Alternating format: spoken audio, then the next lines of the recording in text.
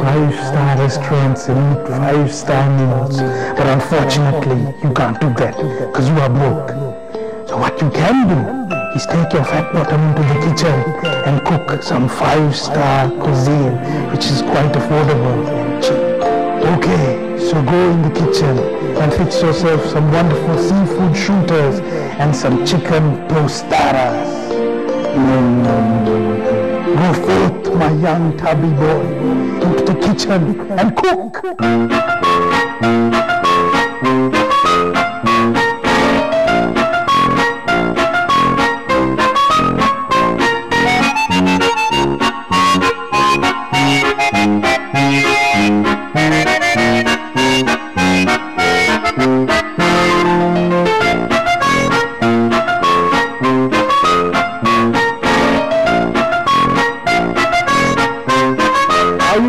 Welcome.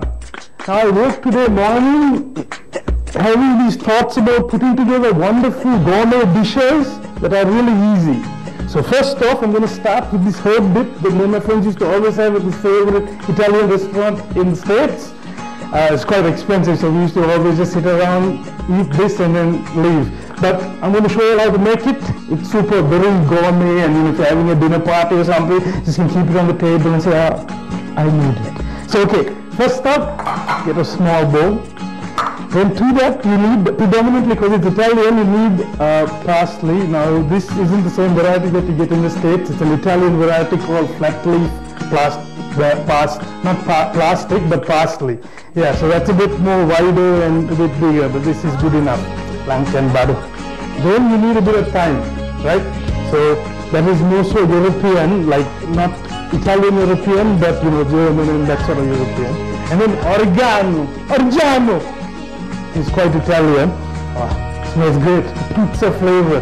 Then you need a little bit of rosemary, which is also European flavor, like German stuff like that. You put this in the roasts and stuff. Ooh, that smells good. All made in Sri Lanka, grown in Sri Lanka, not made. And finally, the mother of all Italian herbs, basil. Okay?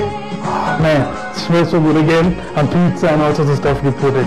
So predominantly we need parsley and basil. So okay, so get a bit of that. Okay, you need a tablespoon worth, so it's all clean, cleanish. So tablespoon worth of basil.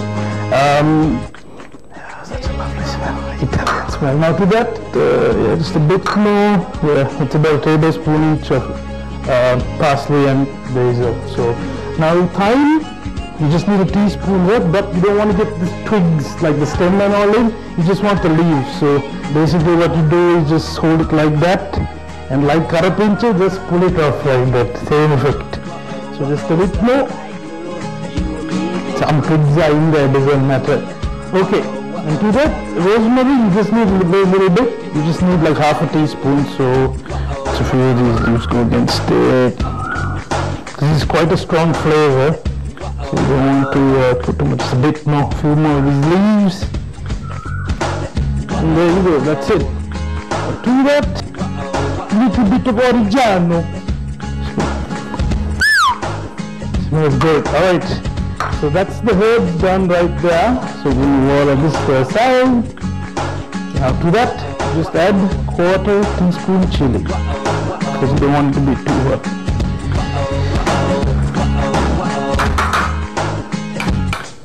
And then half a teaspoon salt.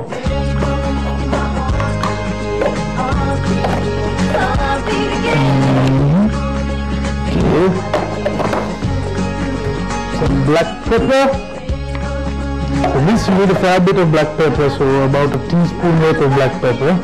It seems like a lot, but yeah, you need to be a little bit of spice. So next, you need a tablespoon worth of garlic, because it is Italian. So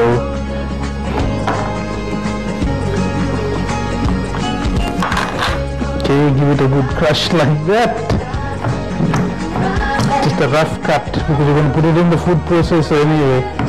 So here you go. Strong Italian smells there. Aromas, sorry, not smell. Now quickly grab your little food processor. Now you give that a small blitzing. See, that's all dry ingredients there, apart from the garlic. There's 2 more ingredients to add, but those are the wet ones. But first you need to chop this up all nice and evenly. So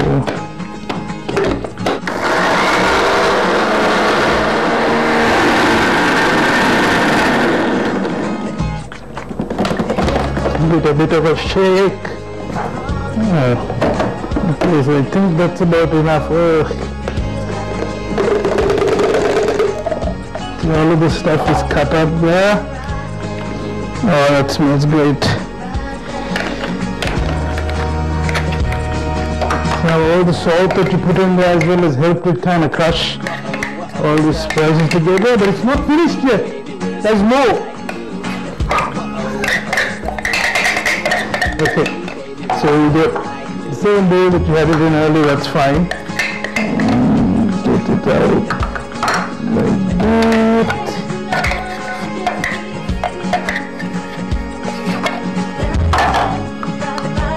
See, all those leaves can come down to this. Now to that, you add little bit of lime juice. So just cut a cheek there of lime. Okay. And some olive oil.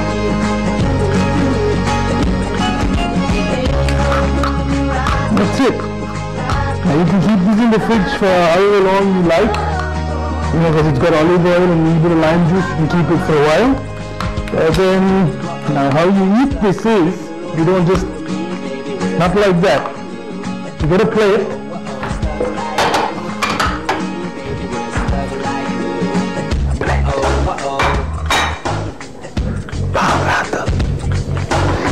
So how you eat it generally is some freshly baked Italian bread which has a nice hard crust and very soft in it. So what you can basically do is buy this pangrathal and just steam it and then come with the hot bread, tear it and you just dip and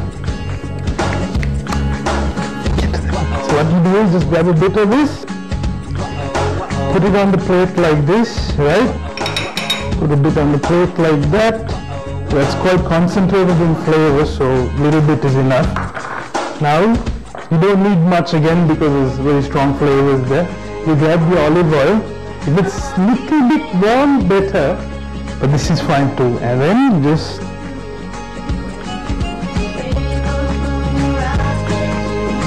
like that.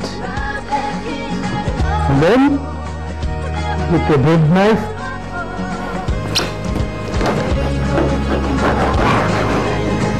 nice soft pulling one. Okay, get that and slowly go down. Just get a little bit of those herbs, mix it with the oil.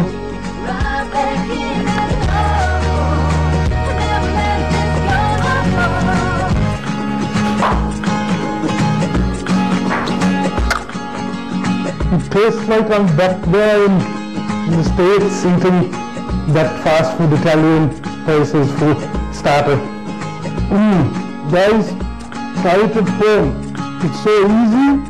Seems like a gourmet thing to do, you know, you just come and put a small teaspoon and all the guests are eating off.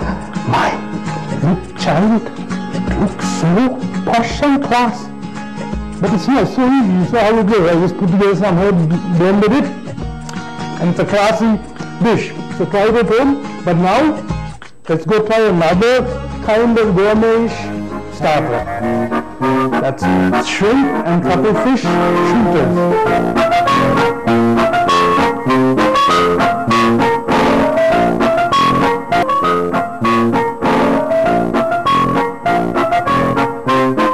And now, for the second kind of gourmet-ish thing. We're going to do shooters, not with my favorite ingredient, but with prawns and cuttlefish, which are pretty high up there. So basically what I've done is I've taken some prawns, a bit of cuttlefish, and I've cut it into small, punchy pieces.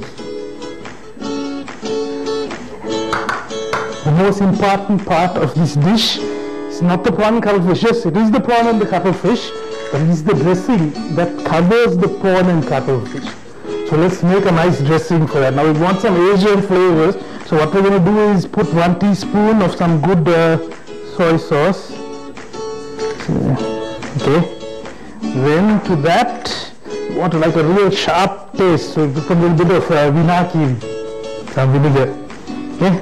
So you add 1 tablespoon vinegar. Okay, you can adjust later as you go.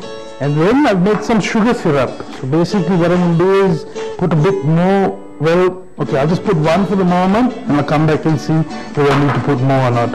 After that, you grab a little bit of cilantro, which is fresh coriander. You want to cut that up a bit, slightly big, so. Okay, that's not getting cut at all. Okay, so cut it as small as you can. Nice flavor there.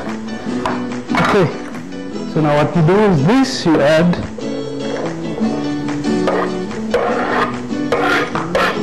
a little bit of chili flakes for spice.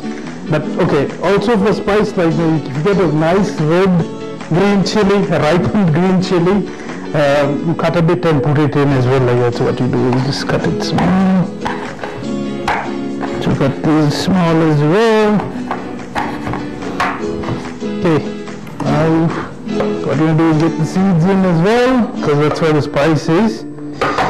Now, some lime. So cut a cheek.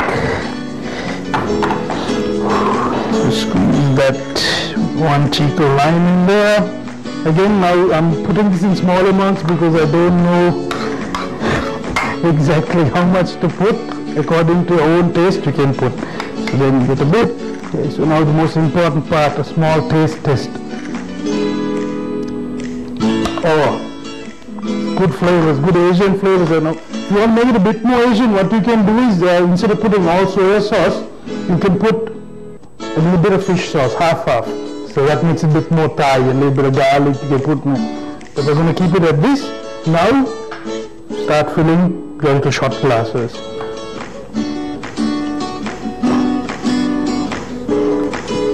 So what you want to do is just loosely put it. You don't want to get it all tight in there, because then when you're taking a shot, it will all still be in there. To get it in your mouth, you have to hit the back of the glass. So just like that, just loosely put it. Then you put that down there. What you want to do now is first just get the dressing. A bit in there, because there's quite a bit of coverage. And now, on the top, just get some of the chili in the leaf. Okay, not topping it. So there you go. That's it. And then, there you go. Got it, your shooter, your seafood shooter. Now I'm almost done with all the stuff I was dreaming about last night and this morning.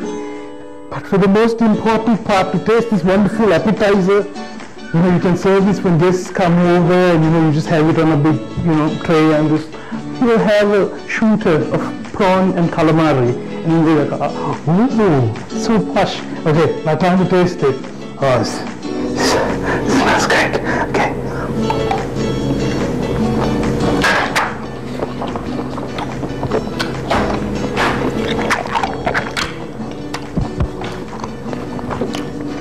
It's like an explosion of flavors in my mouth, man. That spice, the cilantro, the seafood flavor of the prawn and the cuttlefish, so juicy.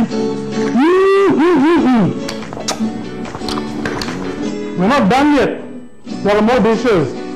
So now next, we're going to get started on a lovely Mexican style dish. It's called tostadas. We don't have the bread, but we're going to use some nice old graham crackers.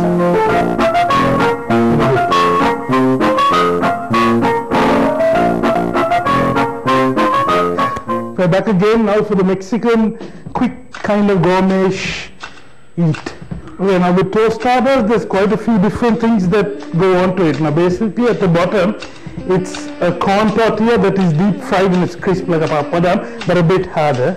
Okay, and on top of that, what you do is you put a nice layer of guacamole, which is like a dipping sauce from Mexico, which has avocado in it. A little bit of onions, a lot of lime, yeah, it's quite tasty. The thing is, I couldn't find any avocado amari. So because of that, I'm going to be using something else which has a similar texture of avocado. I'm going to be using cream cheese. Now to that, on top of that, I'm going to add a salsa, which is very popular. Everybody knows what salsa is. It's good for dipping chips in or whatnot. And since this bottom thing is quite crispy, it's going to go really well with it. So I'm going to put salsa, and on top of that some chicken, which has been boiled in salt and pepper, and some cheese.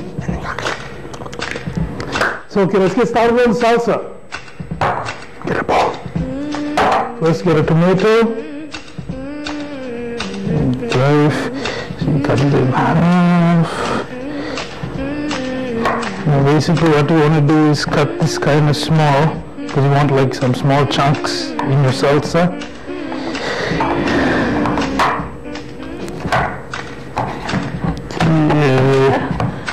That's about enough.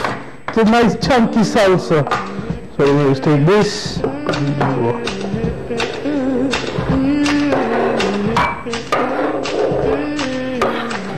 And we get all that nice juice in. Okay. Now, you don't want too much, so I think half onion is enough. Kind of keep that also around the same size. Right. So cut this into 3. Slightly big chunks. Separate that. Some nice chunks. We add that as well to the tomato. Okay. Now some jalapenos. These are Mexican chilies. These are pretty hot. It's not as hot as a green chili, but has a bit of spice. Nice flavor. Gives a really good Mexican flavor. So you grab a few of those as well.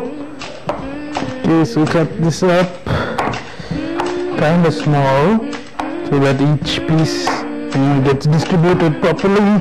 Jalapeno are expensive, huh? It's not a cheap thing. Yeah, there you go. Nice and small chop. Okay, add this to the tomatoes and the onions. Okay, now most salsas, they always have lime. Now if I put guacamole, I'd watch the amount of lime I'm putting into this salsa, but because there is no guacamole, I'm going to add a fair bit of lime. Then I'm going to use a little bit of cilantro, which is Mexican, but add it still. Cilantro, we use a fair bit of cilantro as well. A little bit of chili flakes, because the Lankans like it spicy. And yeah, that's about it. So now all you need to do is get a spoon and give it a bit of a mix. Get everything in there. Oh. To taste, you need some salt. So a fair bit. Okay. You want to get a little bit of pepper as well.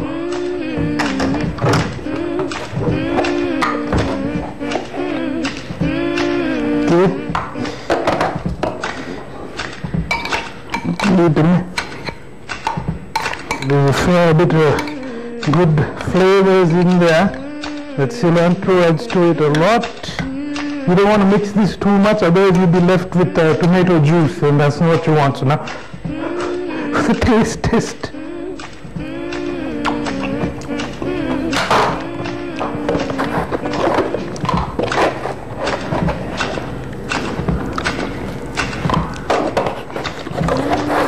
Nice tangy taste. So you gotta mix the salt. Okay. Now to prep the brine crackers. What you want to do is a little bit of cream cheese. So what you want basically, this cream cheese is for, apart from the taste, you want it to just hang on to that salsa so it doesn't slide off. So this cream cheese holds on to it. Okay. Now, please don't slide off. Alright, we're done with the cream cracker. What you do is with the plate, put the cream cracker in the center, and then get your salsa with the onion, tomato, and chili. Give a mess. Put a few more pieces of tomato because it is a salsa. Now for the chicken, which we boiled earlier in salt and pepper. Not much flavors. We want, you know, all of these flavors to kind of go together. So we don't want to be dominant. You just want everything to lightly go together. To the chicken, bit more. Okay, there you go. And now for the master finishing touch, some cheese.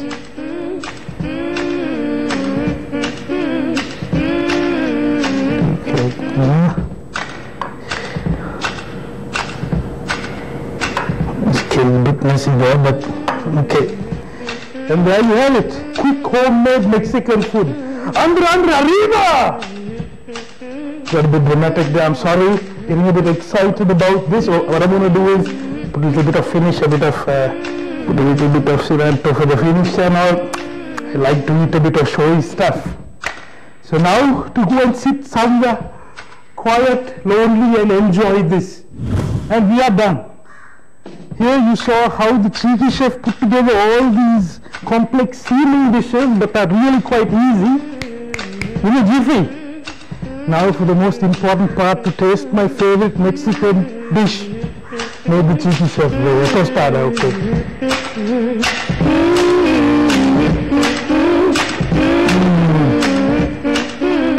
Oh, there's tangy cheese, the salsa, a cream cheese at the bottom, there's guacamole. If it was guacamole, it would have been better, but still, superb. This goes so well. That's why I enjoy tostadas. You guys need to try it at home. Let me know what you thought of all dishes I made today. Seemed quite hard, like when you just say those names and all. What is that, tostadas? It's quite hard, but no. It's a very simple thing. You can put it together. You can change the flavors according to what you like. If you like what you saw and want to know, like, you know, about variations or the recipes, please like the Cheeky Chef and MTV Sports on Facebook. Let me know. But till then, this is time for another shot.